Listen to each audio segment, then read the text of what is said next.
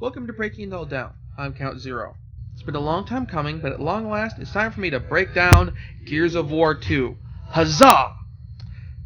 Numfar, do the dance of joy. Thank you. Now, for those who are unfamiliar with my story reviews, there will be hella spoilers here. You are warned.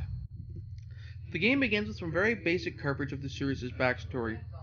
Something that we really could have used in the first game, as it sets up something of this world's history. We also established that the narrator from the last game's conclusion is somehow tied with the Locust, and we are reintroduced to Marcus and Dom, and we meet our new Carmine, Benjamin V.D. Carmine. The VD stands for Very Dead. Even though the COG managed to wipe out the Locust tunnels in the first game, they're still somehow managing to lose the war in this game.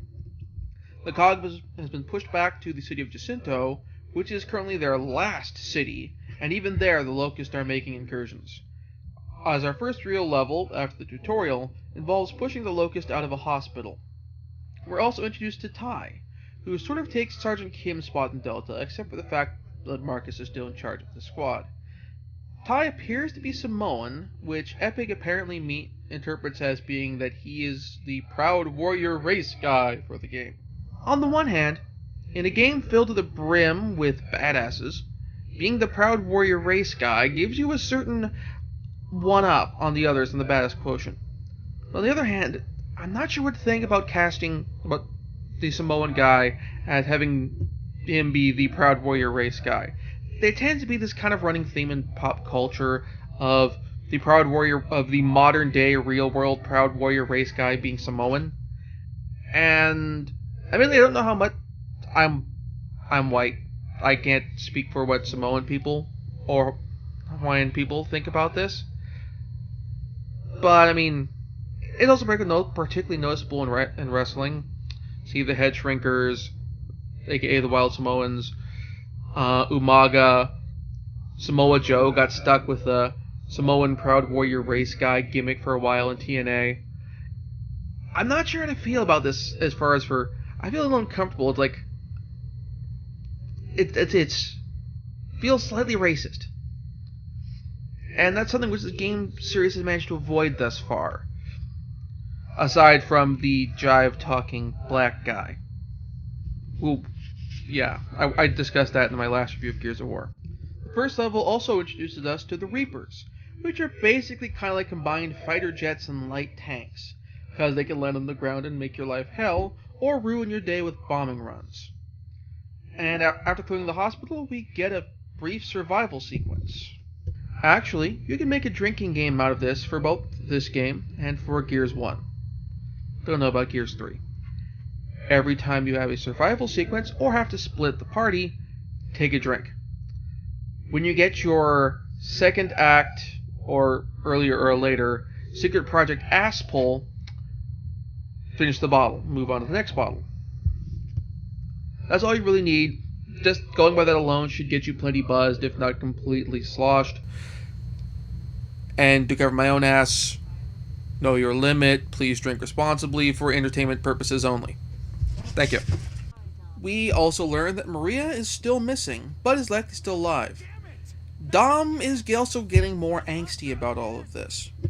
Meanwhile, the COG have a new plan, to drill into the Locust tunnels and hit them where they live. Presumably, the reason they didn't do this before is because they didn't have Adam Phoenix's complete map of the tunnels from the first game. However, first, before we do this, we have to get to the dig site. Oh, and by the way, we are outside, and we're seeing something other than brown. And for that matter, just earth tones. There's green! Huzzah! Our driver, Dizzy, can best be described as a grizzled old prospector. Or some sort of other backwoods hick.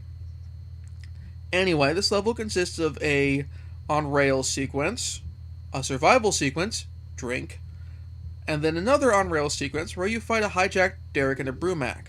Ultimately, you kill the Brumac, actually several Brumacs, run the enemy Derek off the cliff, and reach the town of Landdown. This sequence, by the way, introduces a new enemy, the Tickers. The tickers are basically landmines that charge at you and then blow up and take off a massive chunk of your health.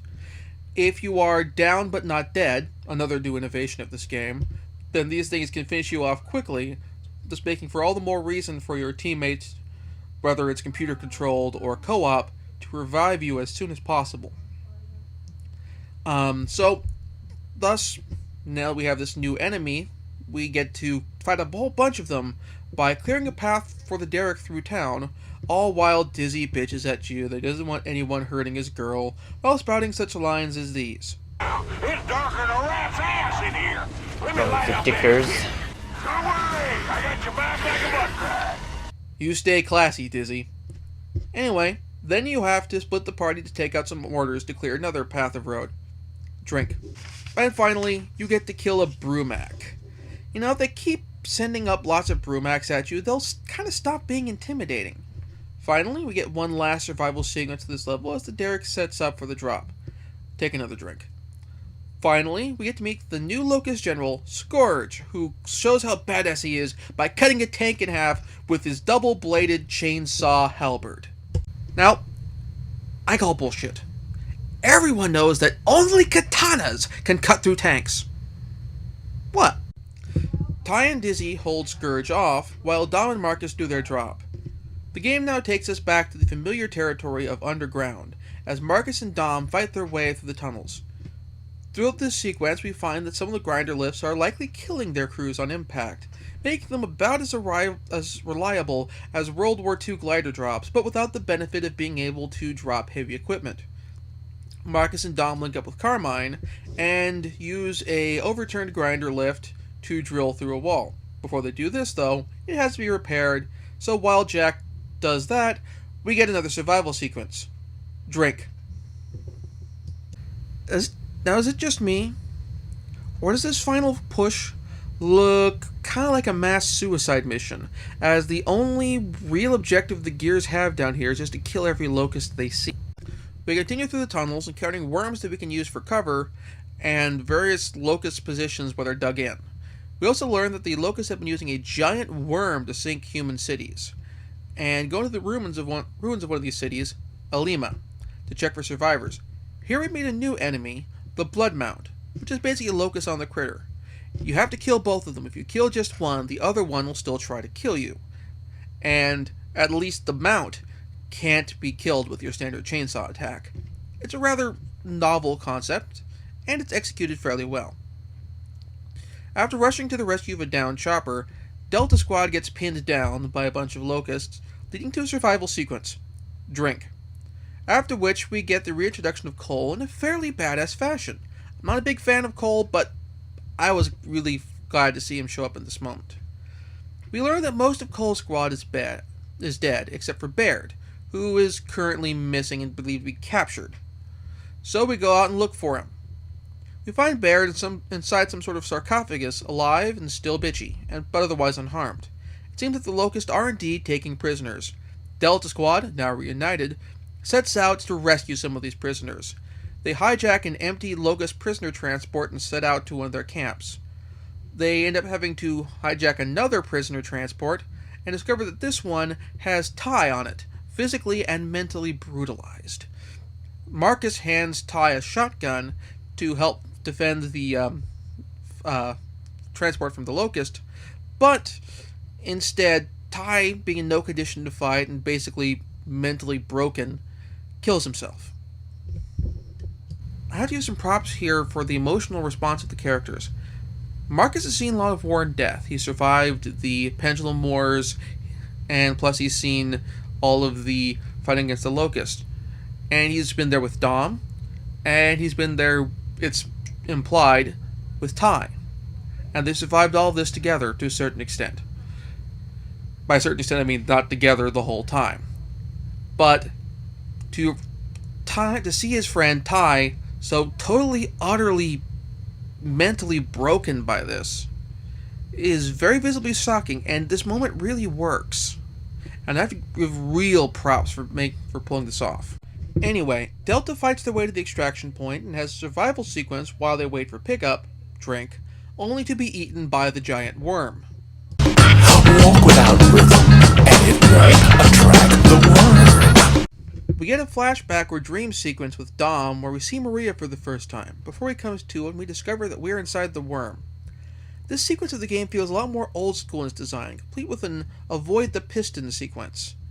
Anyway, this is also where Epic's meat cube tech went.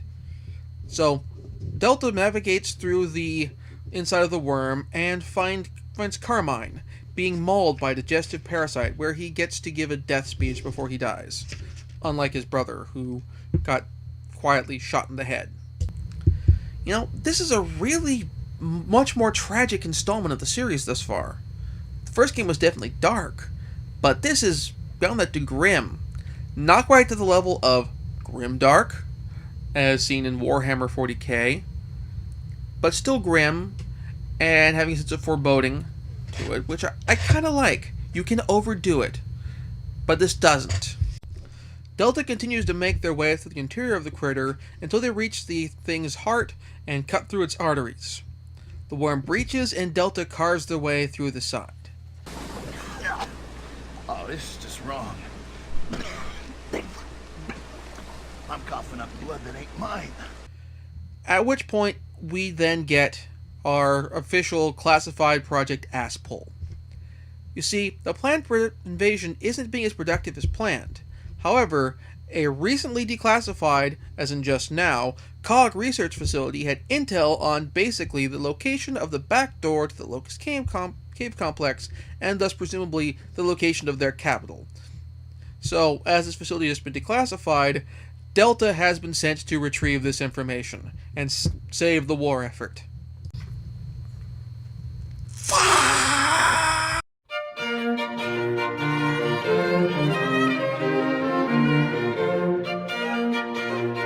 What the hell? What the hell? So, the COG is on the losing side of a genocidal war. Humanity is, as said in the game, on the brink of complete and total utter extinction, at least as far as Sarah is concerned. We don't know about the rest of humanity in the universe. But as far as Sarah is concerned, humanity is nearly gone. Every soldier counts, because you can't replace them. You can't churn them out with the same degree of pulling them out of holes in the ground that the locusts can. It's not an infinite resource. Yet, the COG government then pisses away the lives of hundreds, if not thousands of soldiers on this on their last big push by just kind of randomly dropping the soldiers in where they hope the mass amounts of locusts are to wipe them all out, when the high command has classified information which says, oh, we actually have an idea of where the locust capital is. We're not totally sure, but we have enough where we could send a recon team in to take it out, or at least mark it for dropping troops on it. And they don't do that. They keep it classified. Why? Who are you going to hide it from? Who else could exploit this? You are the last bastion of humanity. You are the last organized government on the face of the planet. What are you going to do with this, as far as to keep it hidden from? Who's going to use it against you? What, some rival government? There are no rival governments. You've said you're the last bastion of humanity. All you have to do is send Delta from a recon mission there first, send off a beacon or something, send the troops down on grind lifts, and you're good. Aside from killing the worm, which admittedly served an actual purpose to the narrative, this entire first half of the game served no purpose. They find the abandoned research facility and discover it has a slightly not-so AI. Marcus and Dom blow the facility door open and explore the facility, and disabling its automatic defenses in the process. We learn the facility is studying some creature called the Sires, which is described as being the next step in human evolution. So, they're Daleks. Except they're not Daleks. They're horribly violent but ugly brutish abominations. So, they're the results of Daleks and cave trolls making sweet, sweet love? Marcus and Dom fight their way out of the facility past a whole bunch of locusts. This level then introduces us to another fun aspect of life on Sarah. razor hail. Basically, it is razor-sharp hail that destroys or badly damages anything it falls on and will kill organic life forms like people almost instantly. So, you navigate through this outside area trying to stay undercover so you don't die horribly until finally the razor hail stops and you get back to your vehicle, the Centaur. After fighting off a few Reapers while the vehicle is repaired by Baird in a survival sequence, take a drink, we lead into our first vehicle sequence of the entire franchise, where you drive the Centaur through the mountains. The Centaur is basically the Metal Slug tank from the game series of the same name, but it doesn't have the machine gun. Anyway, you drive the vehicle up through the mountains and taking a few sick jumps along the way. This leads into some underground driving after you clear out the entrance to the underground complex near the Locust quote-unquote capital, with no encounters for most of this underground sequence until you have this really great atmospheric moment. There were a couple of them. Shit. And then have fighting almost all the way, including yet another fight against a Brumac. So, when you reach the end of the route, you encounter some Stranded, who I believe are supposed to be some of the Stranded from the first game. One of them references the fuel depot that you blew up. And we learn from them that Maria has been captured by the Locust. You saw what happened to Ty, right? If she's not dead, then both you and she will probably wish that she was dead. Just saying. So, with Cole and Baird being left behind to evacuate the Stranded, Marcus and Dom fight their way along an underwater lake, then float down an underwater river before fighting off a giant underwater fish. So, what's with all the giant underground fauna? Marcus and Dom discover a Locust computer terminal that reveals that Maria is a prisoner and what sections she's in. They search through the various Locust prisoner sarcophagi and find Maria's cluster. While Jack looks for Maria, we have another survival sequence, drink, before we open Maria's sarcophagus, and as we in the audience suspected, she's become basically a living dead person. She's in a vegetative state. She's in horrible condition. She is a lot like Ty, if not possibly in worse condition. No, no, no, no. What did they do to you? Ultimately, Dom is forced to euthanize his wife.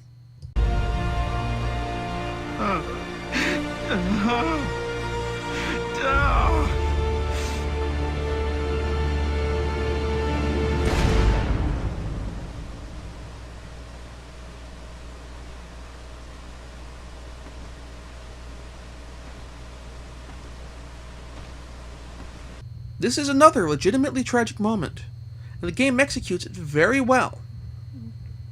After the scene with Ty, we kind of know that this is what's going to happen as soon as we learn that Maria has been captured. But we still feel bad when it happens, and it really empathizes with Dom. Yes, we've never seen Maria, aside from that one little flashback dream sequence earlier, but just based on Dom's reactions, we kind of want him to find Dom. We want to have some small island of happiness in this horrific, tragic, depressing setting. Props to Epic again for pulling off this little moment. Marcus and Dom continue through the Locust City and make their way to the Locust capital. On their way, the Locust Queen starts taunting them, and we get a really good look at the sort of Locust aesthetics, which have a really nice gothic yet oppressive look. Really good for villain cities. We reach the point, finally, where we want to set off the beacon, leading to another survival sequence, drink, and then a reunion with Baird and Cole. Finally, we get one more survival sequence, drink, as Delta takes a gondola over to the Locust Queen's palace. We learn that the Locusts are fighting another enemy in addition to the humans, the Lambent, locusts that have been driven mad, or something, by emulsion exposure. We finally get a elevator turret sequence after splitting up the party. Drink. Finally, Delta tries to enter the palace but encounters an ambush, leading to a survival sequence. Drink, as they fight off their attackers, ultimately forcing them to take another way in, specifically through the animal pens. Delta makes their way to the bottom of the palace, and finally, the Locust Queen's taunting gets interrupted by Cole, who basically cuts a promo on her. Gonna be quiet till your skink ass queen. Oh, mommy, don't let the bad man hurt us. Fuck you. Marcus also discovers that if they time the sinking of Jacinto just right, that's on the humans' own terms, it will wipe out the Locust and the Lambent, as opposed to the Locust plan, which is to evacuate their hollow and then drop Jacinto, wiping out the Lambent and humanity, allowing them to live on the surface with impunity. We split the party as we navigate the palace to clear it out more efficiently. Drink. After reuniting, Delta is then caught in a trap, leading to another survival sequence as they fight off their ambushers. Drink. Delta escapes and makes their way to the throne room, where we finally see the Locust Queen for the first time. And she's not what I anticipated. She's kind of got that Borg Queen sexy yet disturbing thing going on. Yet she's kind of aesthetically at odds with the rest of her entire grotesque race, whereas the Borg Queen kind of fit in with the look of the rest of the Borg. We then get a one-on-one fight with Scourge, which is basically much more of a pattern fight than the fight with Ram was at the end of the first game. After overcoming Scourge, he leaps onto his custom Zaku, Reaper, and makes a break for it. Delta gets on their own Reapers and gives pursuit. We then get an on-rails, almost Space Harrier-esque sequence, where you fight off bunches of other Reapers before finally taking off Scourge again. Delta returns to Jacinto, which is under attack, leading to a series of survival sequences, Drink, as you fend off a Locust attack so that Marcus's plan can be put into action, and Jacinto can be sunk to wipe out the Locusts. Marcus and Dom head for the sinkhole so they can clear out a landing space for the bomb, while Cole and Baird stay behind to get things ready. This includes a sequence where Marcus and Dom split up, one person going down the street while the other person covers him from a parking garage. Drink. Upon reaching the sinkhole, Marcus and Dom descend and eventually hijack a Brumac. That you heard me right. Marcus and Dom hijack a Brumac. And in a crowning moment of awesome, the two take the Brumac and go on a roaring rampage through the Locust ranks, carving a swath of death and destruction before them until they reach a good area where they can take out some stone pillars and make an opening for the bomb. Unfortunately, the Brumac ends up becoming a Lambent Brumac, forcing Marcus and Dom to get off and get on a chopper. The Lambent Brumac takes down the chopper carrying the bomb, and thus Marcus and Dom shoot the Lambent Brumac, causing it to blow up, thus sinking Jacinto. The credits conclude with an audio clip revealing that Adam Phoenix is still alive, and that our heroes may have actually caused things to get even worse. This is Adam Phoenix. Is anyone out there? Can you hear me? This is Adam Phoenix. Can you hear me? What have you done? So, the verdict. Gears of War 2 is not a bad game. Shooting and movement controls are good, but where I have problems with this game is the problems I mentioned earlier with the narrative, and also with the excessive use of survival sequences to pad out the game's length.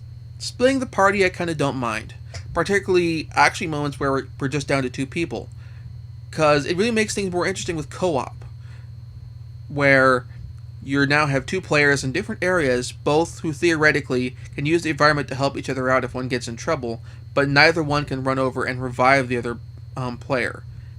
It makes things interesting. I do like that.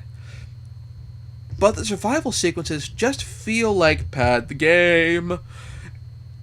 It really could have been done without doing so many of those.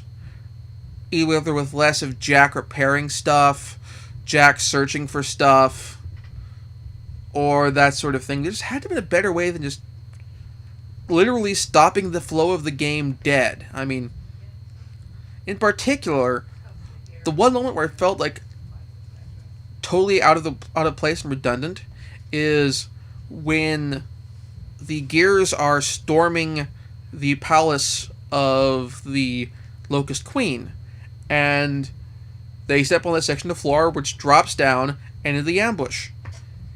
It's literally out of nowhere.